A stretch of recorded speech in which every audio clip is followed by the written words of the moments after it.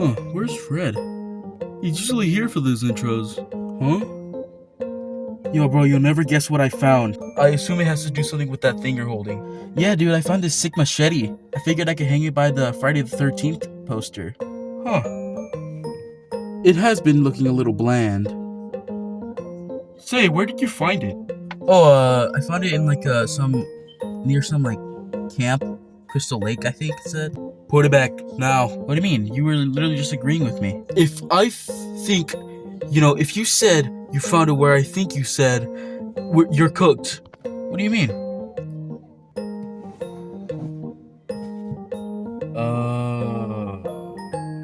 Did you want this back?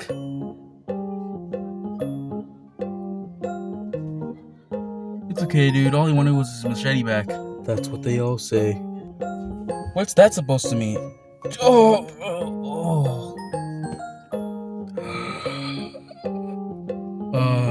On to the toy review.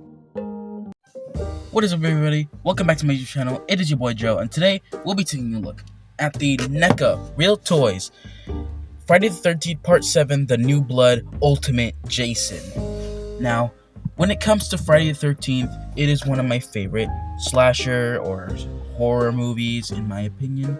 One of my favorites. I love Friday the 13th. I've liked it since I was little. I don't know. It never scared me when I was little. Anyways, getting a look at the box. On the top it says, on Friday the 13th, Jason is back, but this time someone's waiting. Friday the 13th, Part 7, The New Blood. Anyways, quick little brief summary of Friday the 13th for those who don't know.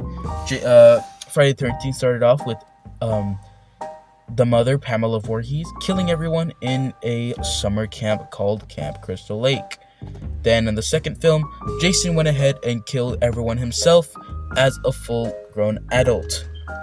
Then it kind of just became repetitive. Jason kept killing people who had sex, and yeah.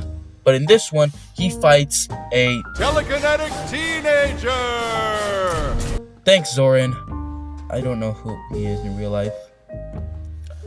Anyways, moving on to the other side of the box. This side we have the Friday the 13th, The New Blood, and with a picture of the Jason from the movie, NECA Real Toys. Alright, the back of the box, we have the reading right here. I'll go ahead and read that for you guys right here. There's a curse in these woods. Jason Voorhees' curse. They say he died as a boy, but he keeps coming back. Few have seen him and lived. Some have tried to stop him. No one can. He's out there, waiting. That goes hard, not gonna lie. There's some other pictures of the figure. On the bottom it says what he comes with.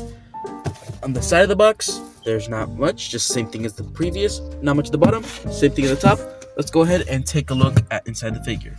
Well, not inside the figure, but there's also this little window, which is what I really like about NECA. They do these little windows with a picture of the figure, and they go ahead and I have the window showing the figure.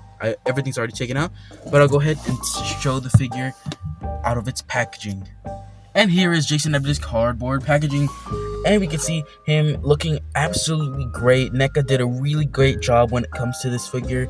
You can see like the glossy finish they did on his skin, making him look like, just a dead corpse. He came out of the water. The bone on his hand, which looks really good. Really digging that.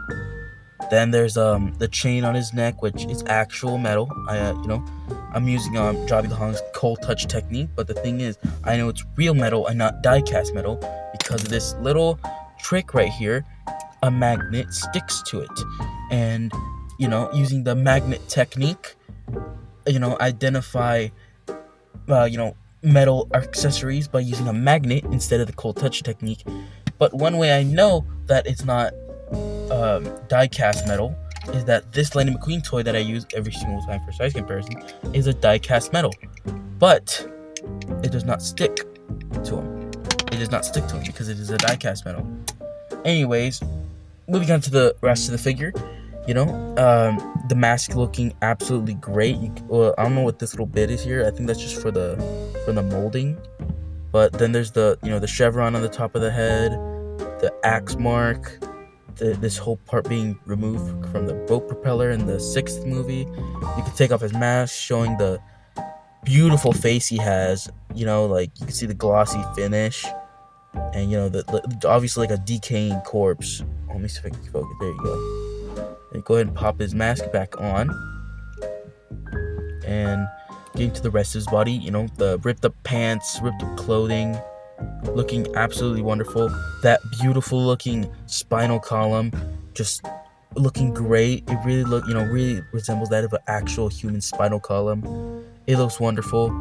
But let's stop talking about how good this figure looks and let's get to what he has to offer. When it comes to this figure and his accessories, he has quite a lot. Most of them being an array of weapons. So before we get to the weapons, we can go in and start off with his hands.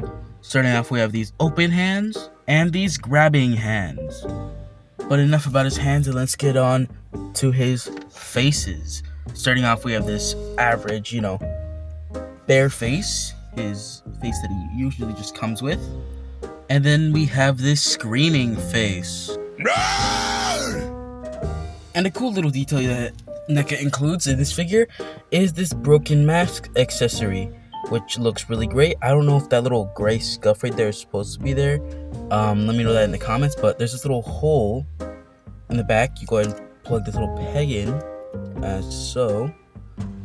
Alright, plug it in, and you recreate that one scene from Friday the 13th Part 7, where, the telekinetic teenager breaks his mask, and he's just revealing like that, like a, just roaring like so, yeah. But it's a great detail that, I feel like they didn't have to add, but they did, which is what NECA's good for. They do things that they don't have to do, but they do anyway. Anyways, now let's get on to his weapon accessories. Starting off, we have this sickle, which under the light, looks really good. They have that little hole. If I take it out, you can see that the handle looks pretty realistic, as I'm showing it up right there.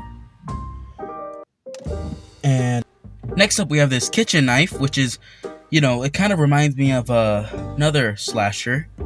Next up, we have this tent stake, which he does use to kill a girl by, staking her neck into a tree, and he kills another guy in Part 7. But the stake looks really good, really looks good, accurate to the movie. And next up, we have his iconic machete, which, if I take out of his hand here carefully, it really, the detail is actually great. Let me stand him up right before he falls. The detail looks really great. It, really looks like an actual, let me cover, there you go. It looks kind of like an actual machete. It looks really great. But yeah. But next weapon we have is his axe, which, taking a closer look, you can see the little painted blood there. Looks really great. YouTube, this is an action figure. This is not real blood. This is total, absolute fictitious. It's, actually pretty good though. Looks really great. The wood looks realistic. The texture is also realistic. But one of the next weapons we have is, next up we have this brush cutter, which, as seen in the movie, he does kill some victims with this. I'm pretty sure it's called the brush cutter. Correct me in the comments if I'm wrong. But this actually looks really good. It, really reminiscent of the movie. He does use it to kill a victim, I'm sure of it. Forgot who that exactly was, but it looks great. Next up we have his wood cutter, I think it's called, or weed whacker, even though it's not necessarily built like one. But the intricate details on it really have like that really used mechanical design, like as if it was used by a gardener. And this looks really good. Looks actually movie accurate. I'm showing this figure. Yeah, there it is. And fun fact about this weapon, this is the only mechanical weapon that Jason ever uses in the franchise. And the fun fact is the little saw blade actually turns. If you spin, you can get to the proper spin. But we get it. It spins right, and it looks great. It looks like it has like a slight rust on the blade, which really makes it pop. It looks great. and it's just one of the perfect accessories, and why is another reason why NECA is really good at what they do. And that was it for all his accessories. But now that we're off the top of accessories, what is a good figure without its good poseability? Starting off with his head, he can move up that far, maybe his mask. He can look up that far. He can look down that far. Putting his mask back on. There you go. He has some pretty good side to side. Basically on a ball joint, so you can look all around. He head pivoting too. Arm was out that far. You could see the little part lifting up right there. But yeah, that's all as far as it goes. No bicep swivel, but swivel at the shoulder, swivel at the elbow, double jointed elbow, swivel at the forearm. Don't look for that in actually, yeah, I say that's accurate. Swivel at the wrist, and there's a hinge at the wrist. Alright, moving on to the midsection. There's a ball joint at the midsection and the waist, so he can arch his back that far. His midsection has a pretty decent crunch. His leg spread is pretty good. It's actually 2 ball joints, which is an upgrade, because NECA used to just do, I guess, like a hinge joint, really, and just more hinges, and that would cause breakage. Leg goes out that far, which is pretty good. Back that far due to this nice, more of a rubber instead of a straight plastic. Single jointed knee, and this little weird part right here kind of folds over. Don't like how, it's like this rubber part gets in front of the plastic for some reason. It's a separate piece. Don't know why it's all not one. So you kind of have to careful with it, kind of tuck it in as you're bending the knee, and then hinge at the foot, allowing for a pretty decent pivot. And that was all for this figure's articulation, but that doesn't mean you can't get some pretty good poses with this guy. And overall, this is a great Jason figure. If you're looking for a good looking Jason figure that has great details, and especially if you love part 7, this is the way to go. Really great detailing, sculpting, articulation, and accessories. But let's stop talking about how good this figure looks, and let's get on to his size comparisons. Here he is next to my last review, the NECA Alien Xenomorph and the NECA Alien Runner. Here he is next to the Figma Doomslayer. Here he is next to the SH Figure Arts Iron Man Mark 6. Here he is next to one of the only other Jason figures that I own, which is the Friday the 13th Part 6 Jason. And I will do a figure review on this guy soon. Spoiler. And here he is next to Lightning McQueen. Overall, this figure is awesome. It is one of the better figures in my collection that I just did get, and I really love this overall. And I rated a 10 out of 10, which is one of the first ones of this channel. And it's a really great figure if you're looking for a good Jason. This one's good too, but we'll get into that one next time. But anyways, that is all the time I have for today. Look good, stay safe, and I will see you all in the next one. Bye-bye.